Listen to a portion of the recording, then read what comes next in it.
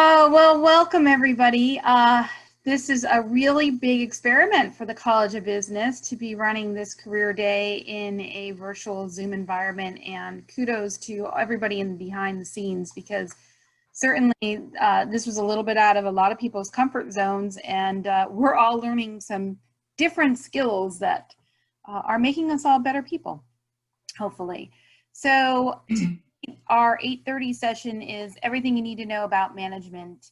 Really what we've designed here is a discussion with our panelists talking about why a degree in management is a good idea and what you might be able to do with a degree in management, what they did with their backgrounds or what they've done in their careers, but how transient that degree is and where you might be able to take it. There's a variety of different paths. You want to change the slide, Lynn? So today I have Lynn, who's our behind the scenes type of person. She's our technical assistant, so thank you very much, Lynn, for managing that. I'm Dr. Peg Boyd. For some of you, you might remember referring to me as Dean Boyd. So for 16 years, I was the assistant dean in the College of Business. A year ago, I moved over full-time to the management faculty. And it's a great decision. I've had so much fun being impactful in the classroom, even despite the COVID, and become quite talented here online teaching. On our panel today, we have Sanford Friedman, founder and CEO of SLF Digital Enterprises, and has quite a career, so he's going to share that with you. And John Conforti, who is the CFO of Ocean State Job Lot, which I'm sure you are all familiar with and done. I'm in Job Lot every week, so, you know, probably supporting that company. We did have a third panelist. I did want to mention Marianne Gattinelli, whose information will be available to you. Marianne is in the Human Resources Talent Management area. Unfortunately, she had a death in the family and had to attend a services today, so she could not be with us. So we'll move forward. So what I want to do really is talk, first of all, about individuals' career paths. It's really, I think the stories behind people are so informative. One thing that all of you students got to know is that your degree, when you graduate from the College of Business, is a ticket. It's up to you to determine that destination. And that destination is not going to be a linear pathway. I guarantee you it will not. And there are twists and turns and pivots, opportunities that knock, that create different pathways of where people take their degree. So with no further ado, why don't I start with, since you have Stanford first, why don't we start with Stanford? He's going to talk a little bit about his career path and how he got to where he is today. So Stanford, welcome. Thanks. Yes, it's Sandy is fine for anybody who wants to address me. I had a great experience at URI. It was quite a long time ago when I majored in management information systems when I came in. And I also had some great accounting professors who insisted that I minor and then double major in accounting. So that was not my choice when I came in, but I had a great professor who, when I was minoring in accounting, said you need to major in accounting. And I was able to take advantage of that advice and break. So that would be my first advice to you guys is when you have these things appear, they seem lucky or fortuitous, you should try and take advantage of them. And I was also a DJ at WRIU, amongst other things, and because I love music. So I graduated with honors with accounting and MIS double major. I went to work for Coopers & Lybrand, which at the time was part of the big 8 accounting firms, which don't exist anymore. They're now 4. So the C of PwC was Coopers & Lybrand in New York, where I did IT audit. So I was doing computer audit, and I got my CPA license. But shortly, I knew I wasn't going to be a partner. I really kind of realized it wasn't for me. And then I found my dream job, which was awesome. I was internal audit manager for Sony Music Entertainment. So I traveled the world on Sony's dime and saw a lot of music and learned a lot about large corporate media, and started to learn about royalties and intellectual property, which kind of became the foundation of the rest of my career. I switched within Sony to a job as part of a very large system implementation, which was another a skill I added to my tool set. This was a large distribution system implementation. So I always kind of had the accounting, but I kind of floated more towards the technology side, even though I had my CPA. But then I left Sony to go to Oracle, a large software company, I hope you all know. And I started there as a consultant doing ERP implementations, which again, kind of taking advantage of my accounting skills and system software skills and internal controls. So, and I worked on, and through all these years at Cooper's and at Oracle, I had some very, very large clients. I had some pretty small clients. I started to realize that I really enjoyed smaller clients. But while at Oracle, this opportunity came up. They were looking for somebody who had entertainment and media experience. So I always focused on media and entertainment because that's what I loved. And I became a product manager. I started learning a lot about intellectual property, which is copyrights. And it's kind of a lot of businesses are based on that. So that was also a great experience. From there, I left to join a very small startup called RightsLine back in the day of the post.com boom, and people were doing those sort of things. So again, this is again building on my experience, but this is a very small company, and you learn that you do whatever's needed. Whatever you're doing at a small company, you kind of have all the hats on. Then I got married. My wife was a lawyer. My kind of situation changed. I had some family issues that kind of threw me off, and I did a bunch of things. So I call that my post-marriage career buffet. I was a middle school teacher for a few months. I was accounting manager. And then I started to get really into digital publishing, so ebooks. At that point is when I founded my LLC, and I started to work on this idea of a digital replica of vinyl records. So I have a website called eVinyl that I've been working on. And from there, I kind of went back into the more small software company. I worked for a company called Fidel. And I bring that up because the person who got me the job at Fidel was one of my best friends at URI. We graduated together. So make sure these people that you're networking with and the classes with, the people that you like and you feel like you have something in common with, stay in touch with them because they will help you throughout your career. And so that's all I have to say. And I did it in less than 5 minutes. That's great. Thanks so much. Mm-hmm. John, I know, can you go back to the other slide, Lynn? Thank you. Yeah. So John, can you share with us a little bit about your career timeline? Good morning, everyone. So it's an honor to be presenting to everyone here today in this virtual environment. I can kind of see pictures and, hey, Nicole, I see Andrew, not too many, it's interesting, So everything you need to know about management starts with your goals and aspirations. I mean, that is a key component of driving the process. I was recently asked by a student, how'd you come across the opportunity at Ocean State Job Lot? And I cannot honestly say when I was your age years ago and that I wanted to be involved in managing teams in all the areas that I'm involved in today at Ocean State Job Lot, because I didn't have a clue. For me, I just wanted to be a CPA before I knew what a CPA actually stood for, which is a true story. And after graduating in accounting, I spent 10 years as a CPA in public. Just to backpedal a minute, Sandy was talking about music.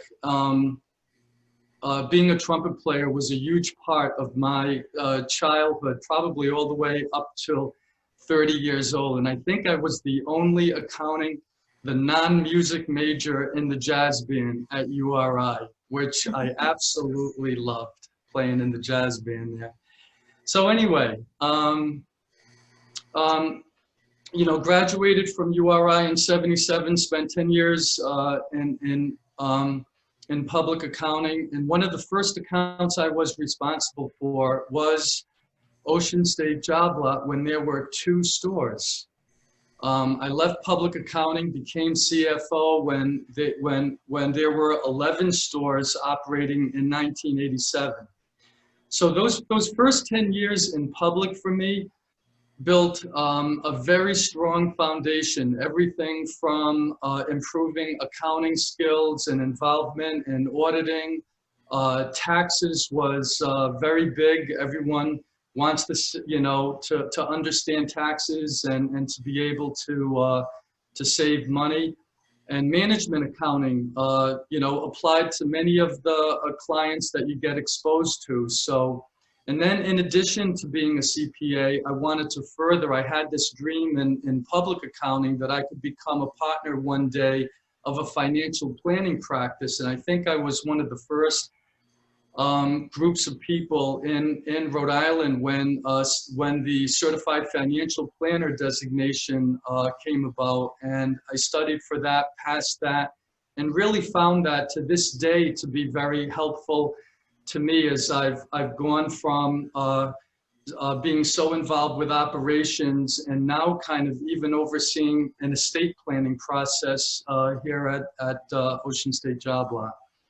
So applying the skills that you are passionate about in your work experience is absolutely foundational and will put you on that road to a career in management positions. All kinds of variables, all kinds of facts and circumstances that will be unique to you. I was asked, what do you feel was a turning point in your career at Ocean State Job Lot? And just excuse me 1 second.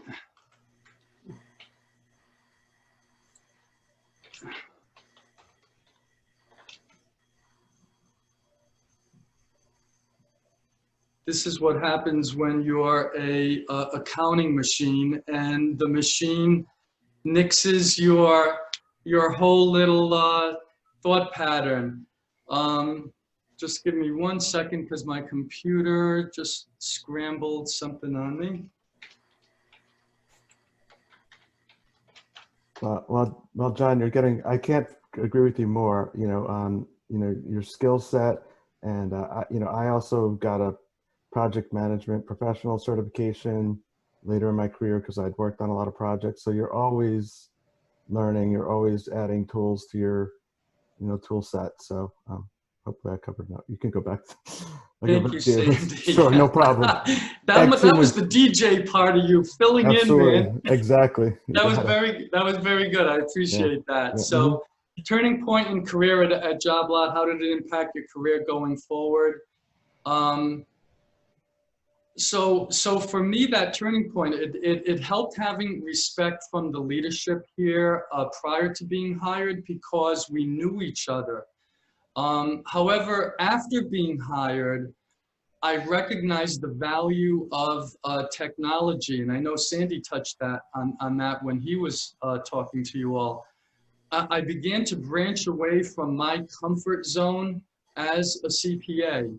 And I started to spec out, keep in mind, this is in the, the mid 80s, but what was needed for us to design a computerized warehouse system, all right? Nothing that you're gonna find in taking accounting classes and everything else, but this is how, everyone tries to pivot to be the best you can be in the situation that you find yourself in. And so, that led to point of sale systems, and that led to, my involvement overseeing, the IT group today and having a CIO that I hired back in the 90s who's still with us today. We've accomplished really amazing things internally to try to support our growth. Another significant turning point for me was to truly understand how important our associates and people are to success. And I've always respected everyone I work with, but I'm talking about, from the standpoint of the importance of management and how that ties into goal setting and measuring results and how you need to use all those basic qualities to achieve great results, okay? And the formation of teams. And so all that academic foundational stuff in terms of management principles, it's amazing how, you know, if you can take that academic foundation and apply it to real life to improve morale of people around you and work toward great results and understand the importance of goal setting and measuring. I'm repeating myself, but all very, very important stuff. I was asked what is the most rewarding part of my job. It's really being considered a leader within the company. We're providing under 6,000 jobs, having more and more associates say they love working for JobLot, which was truly something that was an inspiring goal for me. Having close to 25 million customer transactions today in 2020, and having customers say they love shopping at JobLot. It honestly took, I feel it took a long time for us to get there. And now we find ourselves competing with accelerated internet buying and COVID fears of shopping out in stores. But you know, we've remained an essential retailer, and the first message to all our associates was safety before profits. And as CFO, as much as, you know, there was so much concern about the future, I feel extremely proud of the leadership decisions that made our teams feel safe and comfortable, which in turn helps our customers feel safe and comfortable. Question was asked about media outlets. What do you recommend to read or watch to be in the loop and knowledgeable about changes in the industry? You know, I kind of just personally, I watch the local national news every night, you know, news channels like CNBC, Bloomberg. There's so much out there. I am a complete geek with Google, a Google geek. I get, it's crazy. I don't know if I have, you know, 200, 300 Google alerts. I've got to really thin it out. But those alerts, you know, I set them up to track people, tracking companies, tracking causes, and tracking topics that always, you know, change from time to time that I feel I need to keep abreast with. What, in your opinion, is the best way to make connections with other financial professionals? It starts right where you are, okay? The people around you, you never know who you may connect with in the future. And having relationships with your peers as your journey in life continues is a wonderful thing, because I guarantee you, you will meet, you know, you'll meet somewhere, someplace that was unexpected. And then there's professional organizations, you know, depending on your passion. I would encourage you, you know, join these professional organizations that are out there. A lot of them encourage young, passionate energy in students. So I would encourage you to look into that. What advice would you give a recent college grad looking into a management field? Okay, it starts with your own dream and how hard you are willing to work for it. We'll tease at the office when something unexpectedly good happens and say, I'd rather be lucky than smart. But in my opinion, the reality is you create your own opportunity to be lucky, okay? And that's really through hard work and having a goal of what you would like to achieve, okay? A realistic goal. You know, developing your own competency, and most important, you know, always have confidence in yourself and your ability to help everyone you touch become better. It's kind of a simple way I've approached management, whether it's upstream, my peers, subordinates, that I've always felt that, you know, if by having me around, I'm helping, I'm growing, but I'm also helping everyone to become better. I think that's an ingredient to be a great manager.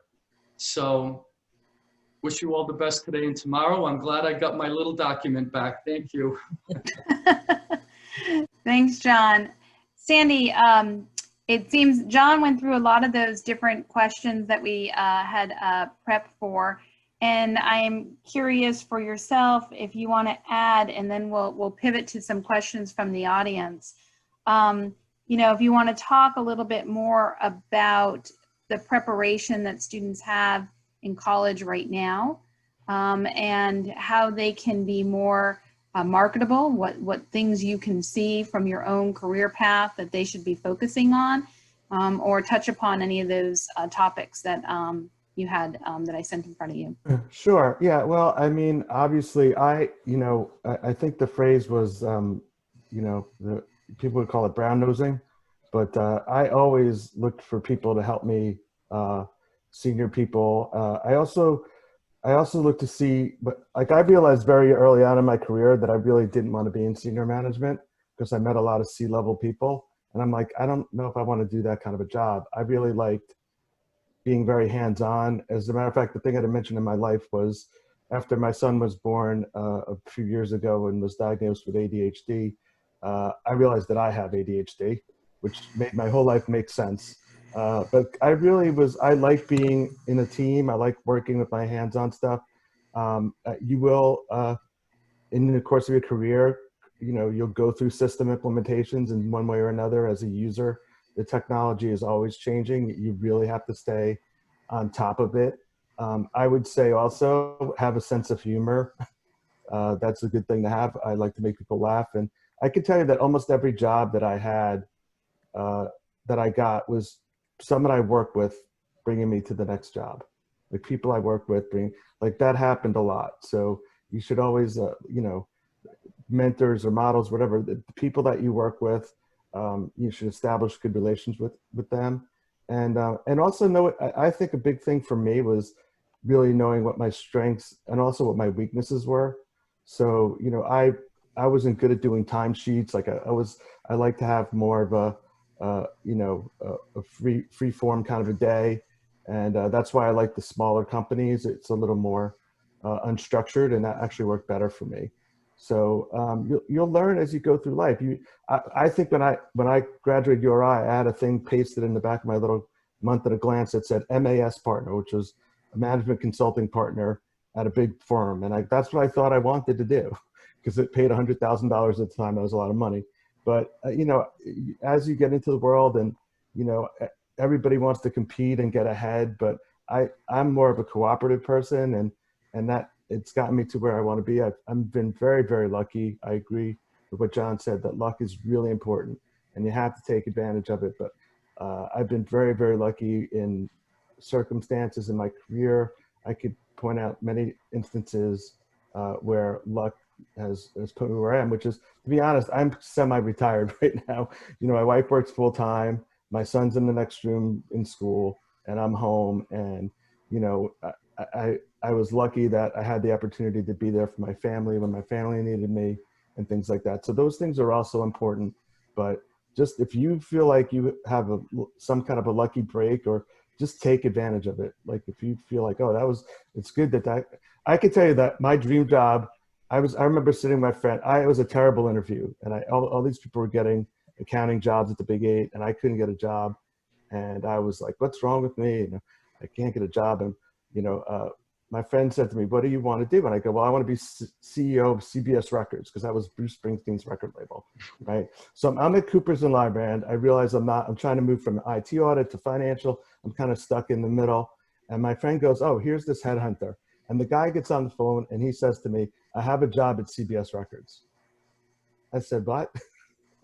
So I interviewed for that job and I got it, and it was the greatest thing, but that was it was a fluke, right? I mean, that was just a fluke, but I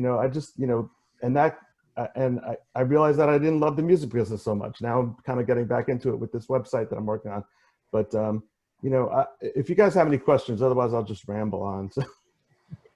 Sandy, you bring up a really good point about the networking piece, right? So what we didn't have when we graduated from college was this whole LinkedIn technology today, right? Right. And these students have so much ability to connect so quickly and easily. Mm-hmm. I was wondering, John and Sandy, if you both can touch upon, the importance of networking, but also maybe some key strategies. What do you like when people reach out to you, or how have you helped people, or how have people helped you, as in that whole networking pathway? Well, for me, like I said, every job that I got was through somebody I knew. I maybe one or two of these opportunities. The one that I discussed with, there was a headhunter involved. But for the most part, when I left Sony, I went to work I went to work for Oracle because the guy I worked with at Sony went to Oracle, right? So, and that was a common theme for me. But in terms of just networking, you know, I would never send a blind resume to anybody at a company. I would try and find somebody who knows somebody, and then try and see if they can connect me. Not just through LinkedIn. It's easy enough to get somebody to accept their invitation, but in some way to have some kind of contact with them. And that's kind of the way that I always operated. So I honestly recently haven't been good at keeping up my, you know, contacts with friends and stuff because I'm not actively in the job market. But it's always good to reach back to somebody you worked with a few years ago. Hey, how are you? So you know that somebody that you haven't spoken to in a while, but you got to keep those, you know, embers going because you never know how they might end up at some company and they know the guy who's hiring in this department. So it's not just a matter of, you know, having how many people you're linked to on LinkedIn. You do have to have some kind of personal relationships with people. And that's why I said, be likable, be cooperative, have a good sense of humor. I think those are all really important skills, even though you're not so much taught, but because if people like you and they like to be around you, they'll help you, you know? John? Yeah, I mean, it is the environment today with tools like LinkedIn to be able to connect to people is, you know, it's amazing.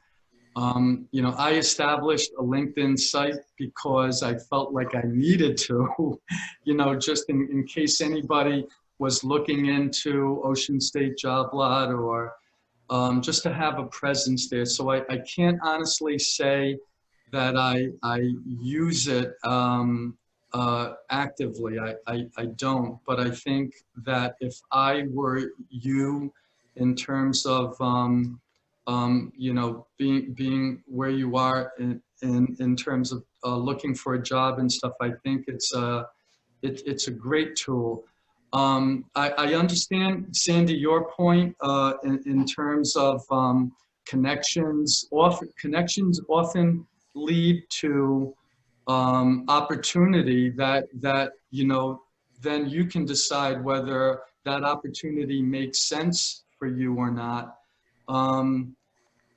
But on the contrary side of things, I kind of believe in the law of large numbers, and that if you were passionate about a particular type of job and a tool like LinkedIn allowed you, or all these other recruiting sites allowed you to reach out and send resumes, you never know. I mean, my opportunity that led to working with Ocean State Job Lot and that accounting firm was after I was rejected from a national accounting firm because I only had a 3.1 GPA. I had a great interview, great conversation.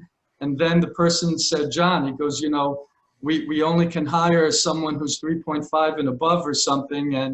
And you know, I was committed to being a CPA and I sent out like 100 resumes. And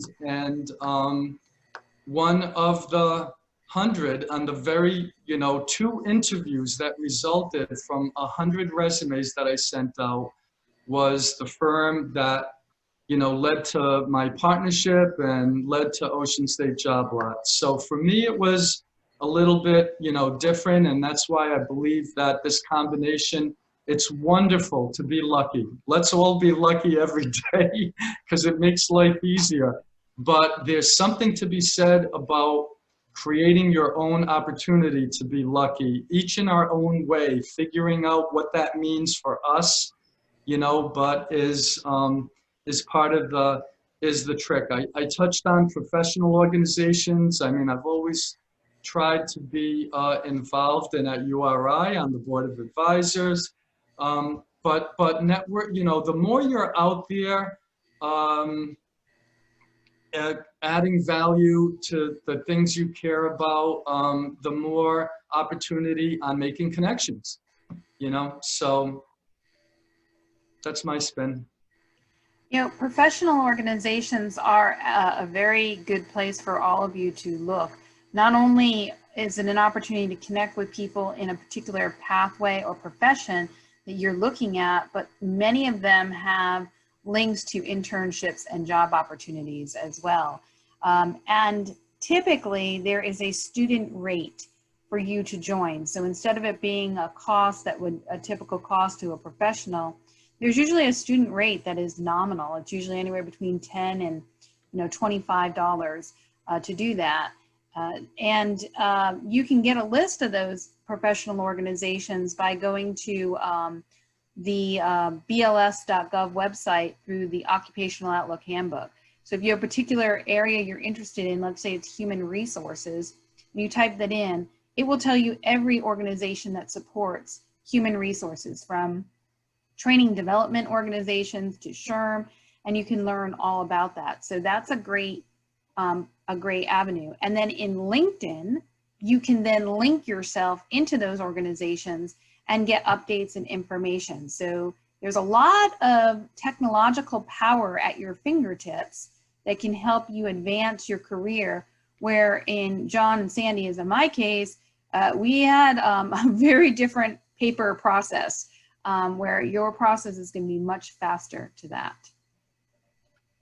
Yeah, I also, I know we're running out of time, but I also, there were a lot of local networking events that I became aware of when I was in this like career, 2008, the job market was bad. I think everybody was looking, there was a lot of like just general, like IT, some of them are more IT oriented, but you can find like networking groups in your area that, in the, some point, hopefully will be in person, but that's another good way. And they would just, in those meetings, the guy would go, who do you want to work for? And you would go, I want to work for this company. And they go, oh, talk to Jim who used to work, like, and they would just connect people. And that, I'm telling you, it's a huge thing, rather than, going through, some job site and, posting a net resume somewhere.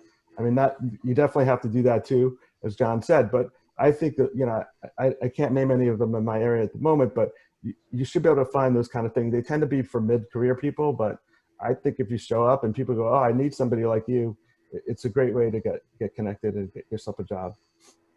Great, absolutely. We have a question from our students. The question that I have here is, do either of the panelists have any experience with human resources that they can elaborate on? Anything we should know if we wish to pursue a career in human resources? Now, I know neither of you are in that field, but I know you work a lot with your HR directors and in hiring practices. So maybe you could speak a little bit about that. Sure. I mean, I can start out by saying that what I've witnessed in the Ocean State Job Lot Human Resource Department is that it's gone from a department was primarily involved in compliance and acted as a avenue for people to offer complaints or whatever, and it's transitioned in an amazing way that's become so much more involved in career development within the company, training, instead of complaints, reaching out to people for areas where we can improve. So much, it's just incredibly active. And now, instead of just thinking of as a cost center for compliance, from a strategic standpoint, an incredible part of the company. And the leadership that we've had in our HR, we have Bob Selliers, our CHRO, has just done a remarkable job in helping transform the culture that really has, for us, led to a goal of aspiring to be an employer of choice. Okay, and action speaks louder than words. It's easy to say that, but it takes a passionate HR department to drive that process. So to the extent you have a passion in HR and you're interested in HR, it's actually a great time, for a career choice in management in that area, in my opinion.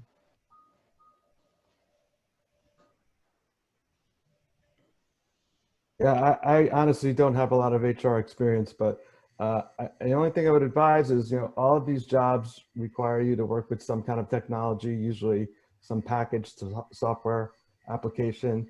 And to the degree that you can get familiar with some of those that are used in HR departments widely, I think that's always going to be helpful if you can walk into an interview and say, oh, I heard you use this software and I'm somewhat familiar with it. Or, even if you're just read a little on their webpage or something. I think, any job that you're in, understanding the technology, how the technology is used in the company for that particular function is going to be helpful. That's great. And Marianne Gattinelli was going to be that person on this panel to really hone in on the HR piece of it. And I would highly encourage any of you students to link with her on LinkedIn. She's very active on LinkedIn and she would be happy to get back to you. So feel free to do that. So I have another question that says, do either of our presenters have an example of how they would focus on their employees and their business strategies, how they would promote greater engagement from the workers at all levels?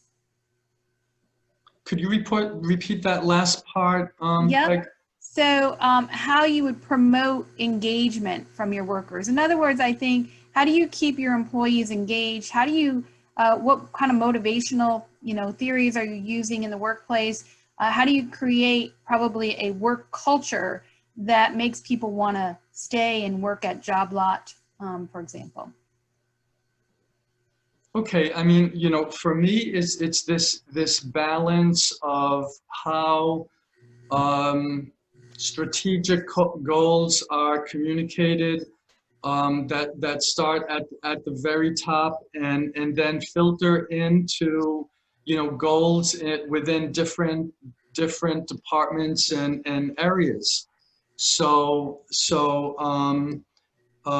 In and engagement is really critical because it's just communication, right? It's just communication with one another about the process, the progress, the obstacles, the opportunities, and there's a balance as a manager.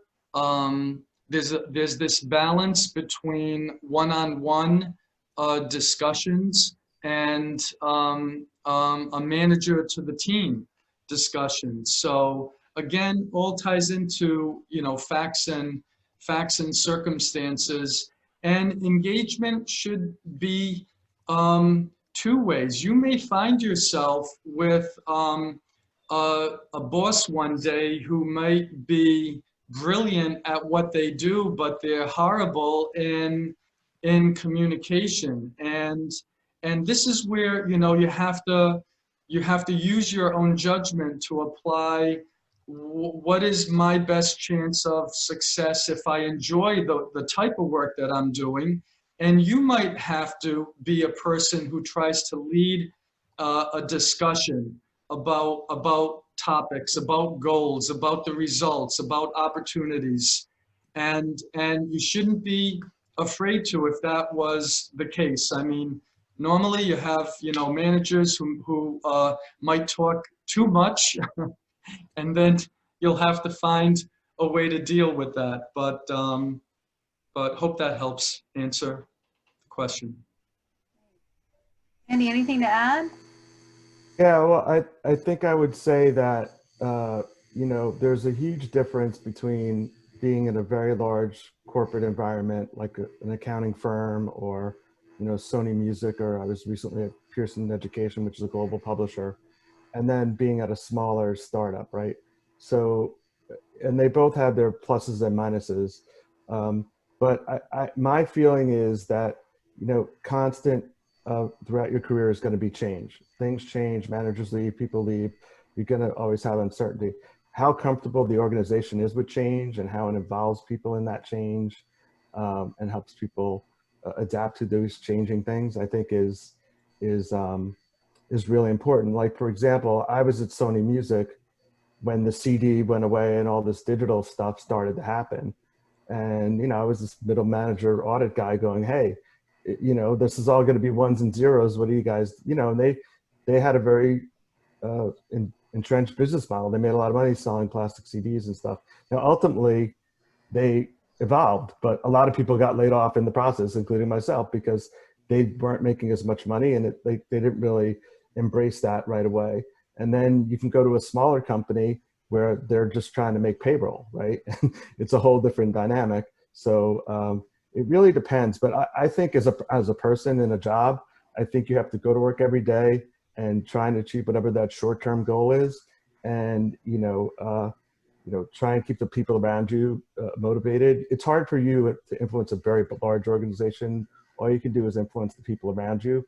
And if you're fortunate enough to become a CEO of a large corporation, well, then yeah, you set the direction. But if not, I think, don't overlook the day-to-day things for the strategy. The day-to-day things will result in a strategy. And I guess that would be my short answer. Great. So I want to switch it up a little bit, and we're going to launch a quick poll for the students about internships, and then we'll have our panelists answer a couple of questions regarding the value and importance of internships. So Lynn, go ahead and launch that poll for the students. So currently what's loaded in as my polling, and I don't see a place to edit it. If anyone knows what that is, you can let me. I have, what is your class year? And then I also have, what is your major? So would you like me to do major or class year? Because then we can discuss internships based on either one of those. Class year is fine. Okay. Get ready, everyone. So if everyone could put their stuff in, that would be great. I'm watching it kind of jump around of who's here in the class year. And Peg, just tell me when you want me to end it. It looks like everyone's done. Okay, go ahead and end it. All right, I'm ending it, everyone. And then share results. All right, so we have 43% freshmen, 6% sophomores, 35% juniors, 9% of seniors, and 2% masters, and a few others. Great. So when we talk about internships, those freshmen, a good group of freshmen, I love that number, by the way. I applaud you. Congratulations, freshmen, for being involved and really taking that thought process of what's my why coming to college early on. That's important.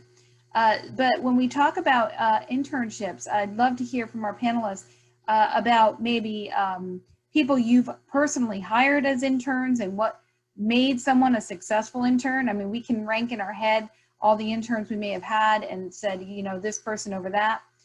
Or what you, if you haven't had a lot of interns, what you think students should be looking for in an internship, just to kind of refocus a little bit in our last 10 minutes on an action item for many of these students. Hey, for us here at JobLot, the Human Resources Department kind of coordinates an internship program that we started years ago, and it's again been transformed from a hire someone to do part-time work so they can gain experience, which is, even when I was at URI, I ended up getting some summer job because I wanted something to put on my resume. And again, sent, I don't know how many different things out, ended up working at Hasbro. And the thing I remember the most is this person who was great, had asked me the question when I was interviewing if I knew how to use a calculator. And I said, of course I can use a calculator. Well, little did I know, and it's hard for you to relate to this, but at the time, it's just you had these manual calculators, and and there's a difference between punching, one number at a time. It's like looking at a typist who can type, I don't know how many hundreds of words a minute, versus someone like who's using one finger or two fingers. And I developed my skill to be a fast someone fast on the calculator at Hasbro. So, the point is, for me, it was looking for any opportunity to show on my resume and to develop, the beginning of work experience. Today at Jobla, and it started out that way here, where it was just, like as in a part-time position. Today, it's a much structured program, and there's goals that relate to every department that has an intern on what that expectation is for the intern, getting input from them. It results in a team meeting. So the reality is, and as Sandy was touching on, it depends on the environment, the company, the area, the area of your interest. But I think it is to strive for experience, and whether it's a structured intern program or experience that is helpful for you to develop. For me, it was just learning that, learning how to use that calculator was amazing. So hope that helps. Yeah, so I don't really have a lot of experience either being an intern or having many that I can recall, but let me just add a kind of jump off what John was saying. I mentioned earlier that I was a DJ at WRIU because I loved music, right? And that wasn't really an internship, but it was something that I wanted to do. And, looking back now at it, I learned a tremendous amount of stuff that I didn't realize I was learning. One is to be able to speak and, off the top of my head, without a script, and think quickly on my feet. I did a lot of teaching and training, so that helped me a lot in that environment where I had to, keep the audiences engaged. Also I learned how to manage time, right? I had a certain amount of time to play music, a lot of those sort of things that aren't obvious, right? But also at that time, there was an opportunity in one of the departments at URI where they were installing a local area network, aging myself, but I volunteered to help out with it. It didn't really turn out to be there wasn't a lot of work in it, but I always looked for just places where I could learn something. And I think the more that you do that, whether it's a formal internship or not, I think you really just have to find something that you're interested in and realize that you can learn something out of it. And again, just getting back to the idea of what you want to do, like take these internships and you might find that it's not the thing you thought it was, and those are also useful too. So it's not always just a positive experience that helps you. Sometimes these negative experiences like, oh, I thought this was this, but it's not. You should learn from all of those things. So I guess that's all I have to say on that. That's great advice, Sandy. I often tell students that sometimes it's through learning through the internship that you don't want to do something. Look at all that time you didn't waste, right? Pursuing or going down a career path that you realize now, wow, that really wasn't what I thought it was going to be. So internships are great to figure out not only what you want to do, but what you don't want to do as well. So we are living in a very different time right now, this whole COVID-19 time. Here we are in a virtual career day. And I'm curious what advice, John and Sandy, you might give to this generation as they look at what the future world of work might look like, and what skills do they maybe need to focus on that 10 years ago or 5 years ago, you might not even mentioned it, right? It might not have been on the top 5 list for you, but given this transitional of remote working, virtual teams, all of that, is there anything that comes to mind that you say, hey, take this seriously and develop some of these skills that will set you apart? I can jump on that one. When I was working at Oracle, they were in California. I was still based in New York. So I learned very early, a long time ago, how to be virtual.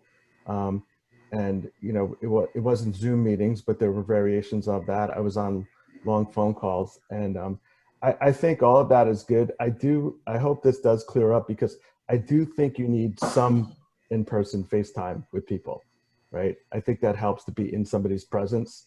And then after that, you know, you can kind of move on. But like I've been in rooms where everybody's on a Google Meet, you know, in the same room.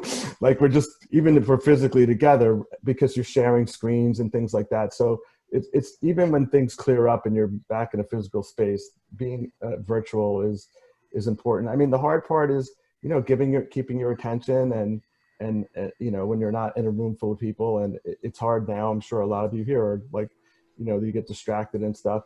But I think that um, even if it wasn't for COVID, you know, like my experience was that there's always a lot of these virtual meetings. But if you, I would say it's a challenge if you never physically meet people or somehow in their presence. I think that's going to be a challenge going forward. But then I'm an old person, so I was going to ask your guys' advice about how to survive in this environment. You know, you should know better. So.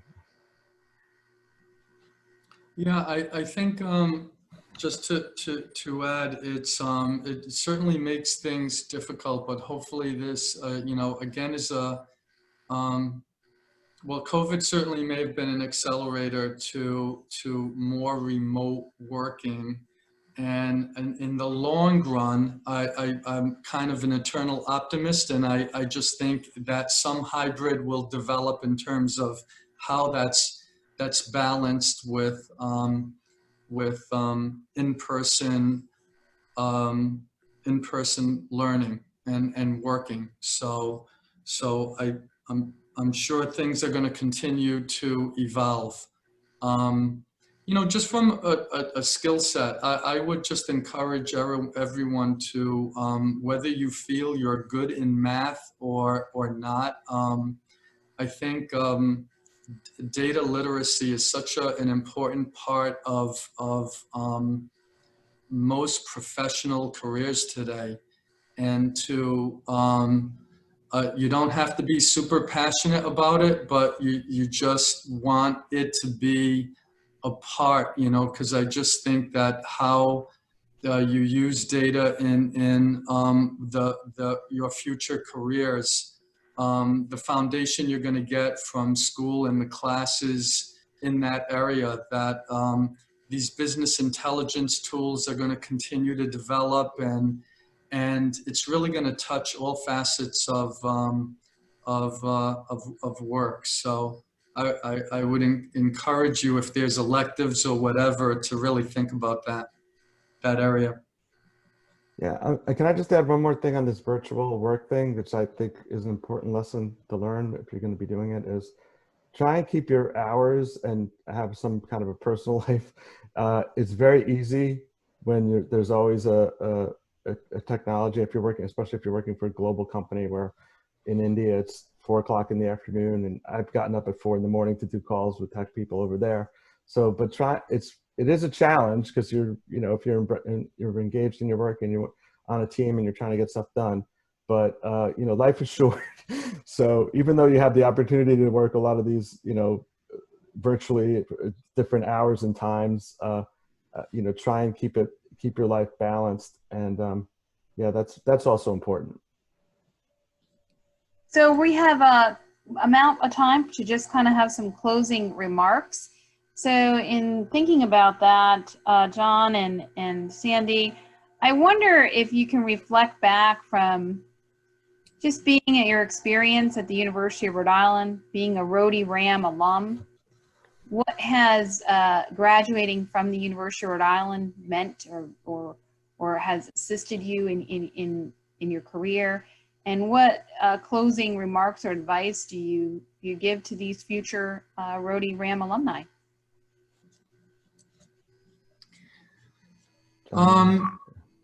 Well, obviously, for me, I just felt it. Attending URI and being able to focus on my career in the College of Business, along with playing in the jazz band. It was like, the best of both worlds. I felt like there was a lot of hard work, but there was balanced, to Sandy's point, was balanced with a lot of fun. So, and here we are, a whole bunch of years later. So life is truly short. It may not seem that way to you right now, but it does fly by. And you're all motivated. The fact that you're just, you're attending this class, you want to learn, you want to succeed, bodes well for your future, And I think the university, it's a great environment. Everyone is trying their best to deal with the COVID and the remote situation. And there's a learning curve, as we're all kind of getting better dealing with it, but it'll be interesting to see what the new normal is. So certainly wish you all the best today and tomorrow. Yeah, I will say that, I'm married to a woman who went to Brown and Columbia, and a family full of people who went to Ivy League schools. And I was a little insecure when I first got into this family, but I can tell you that I got an incredible education at URI. I'm very proud that I went there. I think one of the things that's great is to take advantage of all the different people that you're going to meet. I lived with engineers. I was very friendly with pharmacy students, not just people in your, number crunching world, but, nursing, obviously. There's a lot of people that you can to meet with and expand your horizons. People who will, turn you on to a book or something else that'll influence where your life goes. So definitely take advantage of those kind of things. And, you can have a plan, but just, be flexible, always pack your parachute. Life changes. You could have the greatest job and then all of a sudden your job's gone for some reason beyond your control. So just build a toolkit that you have and have a parachute and just always be able to, feel like you're going to land on your feet. But, and the other, I would recommend highly that you read a book called Thinking Fast and Slow by Daniel Kahneman. It's about human behavior and how your brain works. And if you have some downtime between studying, it's an excellent book, and it teaches you how your mind thinks and how you want to have answers that come quickly and being more analytical. And it's just, when you really understand how human beings think, it can help you a lot. So I would recommend that book, and it just always be learning. So, and it's going to be an adventure no matter what happens. So good luck to you guys all. Great. John and Sandy, I want to thank you for taking this valuable time out of your busy days to share with us. Students, I'm sure you can link up with both John and Sandy via LinkedIn, put a little note how you met them through this conversation. Just as a reminder for the students, there's another session at 9:45 that you can log into, and there is the virtual career fair this afternoon. Lynn, do you have any closing remark? No, I just want to thank everyone for attending. Thanks for the questions. And of course, thanks to Sandy and John for giving your valuable time to the students. It's very much appreciated. Great. Thank you all. Have a great day.